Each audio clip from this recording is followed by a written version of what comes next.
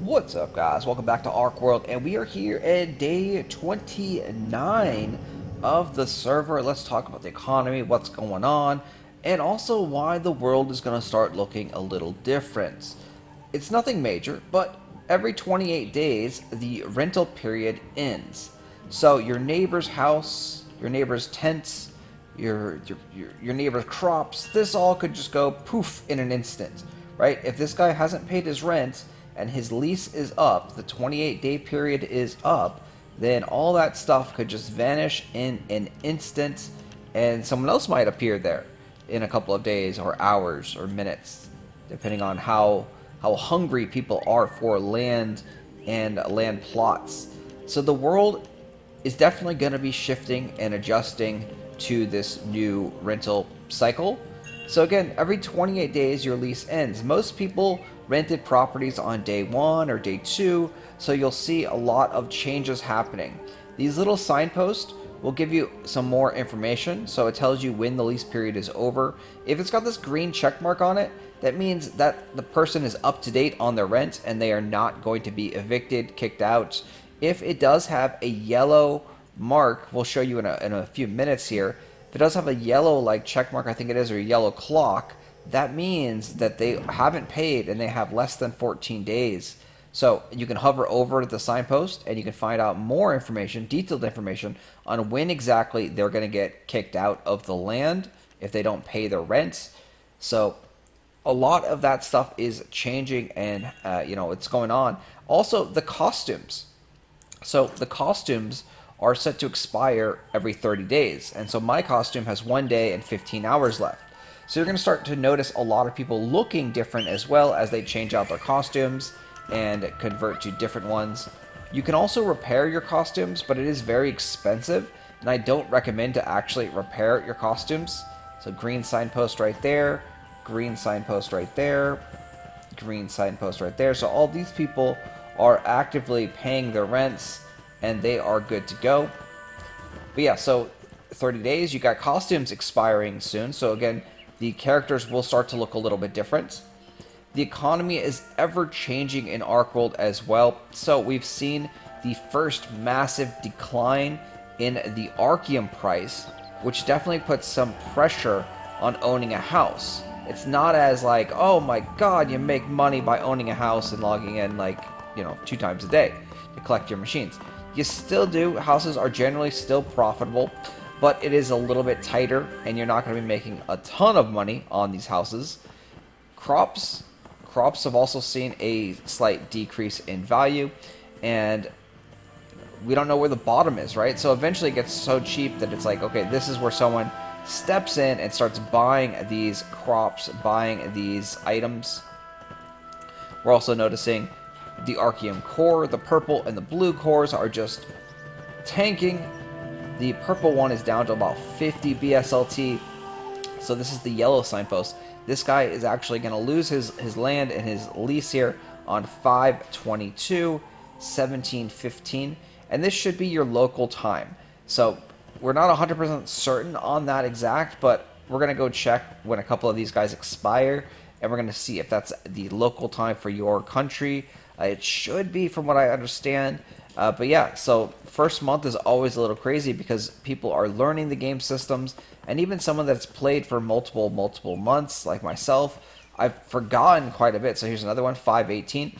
So this is the one that I'm going to be checking, today, 22:34, to see if this is the exact time in my local time that this one destroys and goes away, or if the guy pays his rent, and we'll find out. We'll find out if this guy, decides to pay his rent and stay there, or if his thing goes kaboom and blows up, and then it's a public free-for-all right there.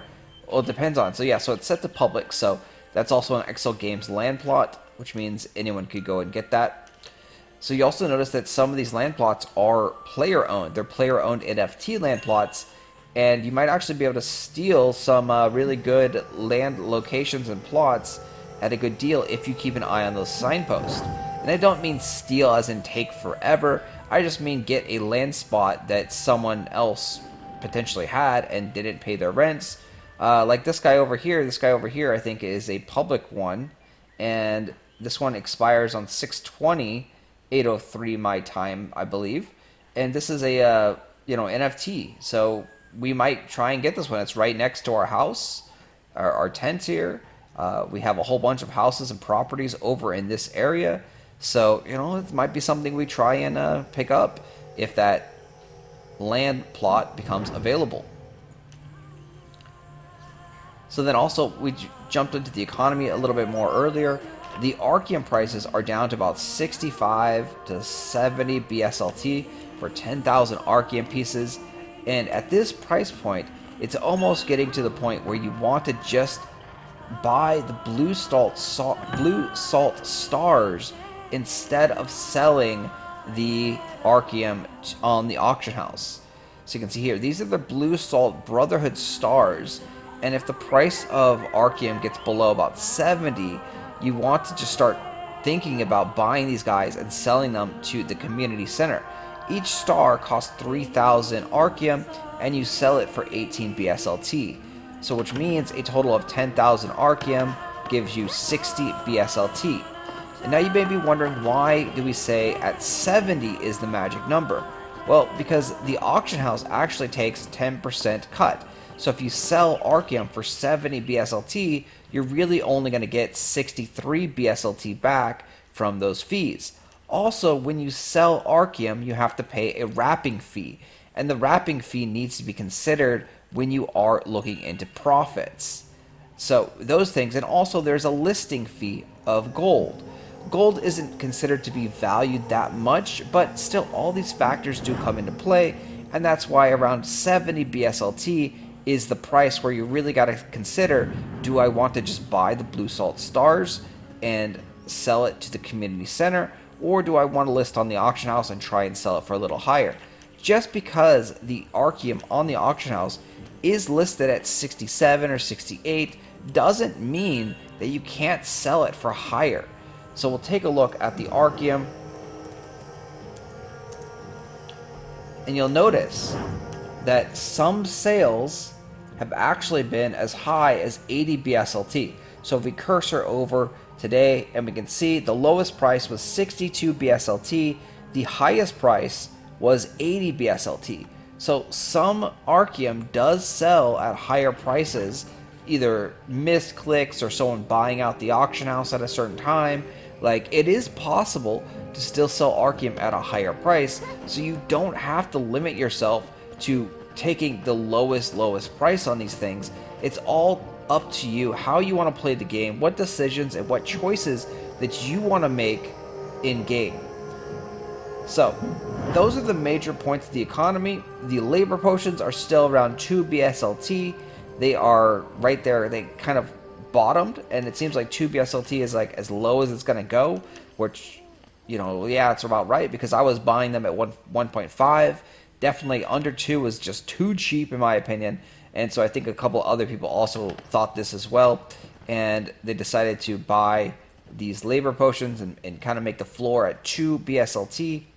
So I am looking forward to an event where we can burn labor and get some nice rewards out of this. We don't have that coming up yet. Maybe next week we might get an event like that, but that's just speculation and pure hopium. Anyway, guys, that is it for the economy here. We might see some interesting moves in the costume market, though, because once again, the costumes are expiring in that 30-day window, and that's coming up. That's tomorrow. That's the next day. That's the day after for several people. It all depends on when they actually unwrap their costume, and we're going to call it quits here because the recording software is making my frames go down to like 2 per second, and I don't like that. So, but that's the wrap up here with the economy and how things are changing. I wish you guys the best of luck in game. I will see you guys in the next one, and thanks for watching as always. If you haven't subscribed to the channel, please do. If you haven't left a comment, said hi, please do. And if you haven't hit that like button, please do. All those things help out. They all don't cost you anything at all, and they help promote the game as well, which is the biggest aspect, right? So promoting the game is one of the biggest things that you can do for this kind of environment. If you want your investments and everything to go up, to potentially make more money, you want more people to see and enjoy the game and experience the game. Like, so more eyeballs on the videos, that helps more content creators out there. If you're doing Twitch or YouTube or TikTok, anyone that is doing content creating, you definitely should go give them a support and give them a like. They are helping to promote the game, which could in turn increase your investment or your free-to-play investment. Hey, you can be free to play and you can earn money in this game. And so if the token price goes up and you're holding some tokens, that feels good. So I'll talk to you guys later. Thanks for watching. As always, hit that like button, subscribe to the channel, and I'll see you in the next one.